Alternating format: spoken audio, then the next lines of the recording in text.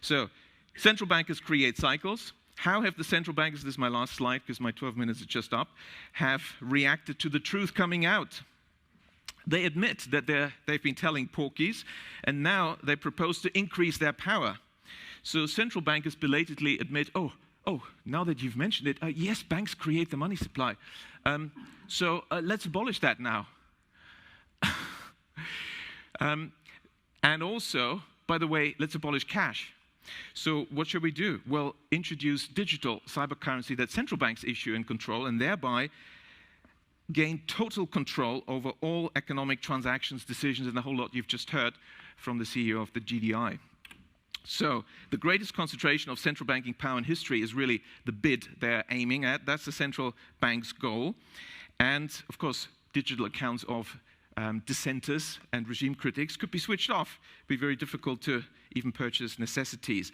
So this is an Orwellian dystopia of total control, the end of any freedoms. That's really what central banks are aiming at. Several central banks have, like the Bank of England, already prepared their microchip implant, RFID chip, to be implanted under your skin. And why is the sudden discussion about universal basic income from all the grassroots and inverted commas movements and billionaires? Oh, universal basic income is the bribe for you to accept the microchip. The overarching trend of the 20th century is concentration of power in the hands of the few. That's what we have to keep in mind. We have to work against this. We don't want to have these unaccountable central planners making decisions. We need decentralization, and the solution, therefore, is to maintain public money in the hands of local community banks, decentralize decision-making, give local people the power in the form of local public banks and local not-for-profit community banks. As I walked in, I was delighted to see that the Gottlieb Duttweiler Institute is also about Genossenschaften, cooperatives, and of course, the majority of banks in Germany are cooperative banks, and that's really what we need. So we shouldn't really abolish banks.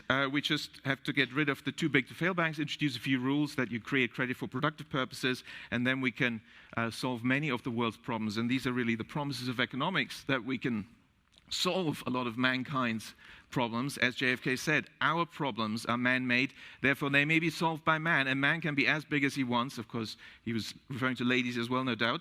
No problem of human destiny is beyond human beings. JFK. Thanks very much.